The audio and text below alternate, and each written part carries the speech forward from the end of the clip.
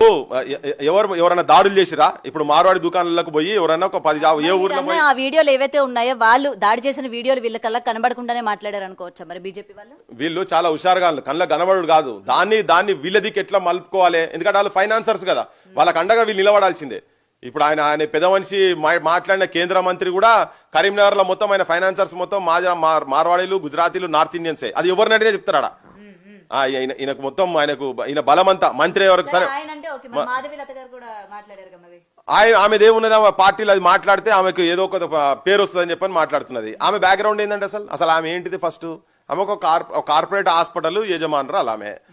ఆమె దోపిడీ ఏంది? ఇలా కార్పొరేట్ హాస్పిటల్ అంటే నేను కాదు, ఏ బచ్చగాని ఏ ఊర్లో పోయి అడిగినా చెప్తారు వాళ్ళు ఎంత దోపిడీ చేస్తారు, ఏం సంగతి ఏందనేది. సచ్చిన శవాలకు వైద్యం చేసుకుని పైసలు తీసుకునేటువంటి కుసంస్కారంలో ఉన్నటువంటి వ్యాపారాల్లో ఉన్నటువంటి వాళ్ళు మాట్లాడుతున్నారు. వాళ్ళు బీజేపీకి లీడర్లు వాళ్ళు.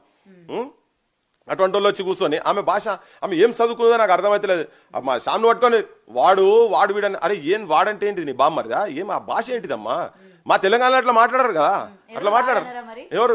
అట్లా అంటే వాడు ఎటువంటి వాళ్ళు అంటారు? తెలిసిన వాళ్ళు ఉండి అంటే నువ్వు కసిగా కోపంతో నువ్వు వాడు అన్నావంటే నీ లోపల ద్వేషభావం ఉన్నట్టే కదా.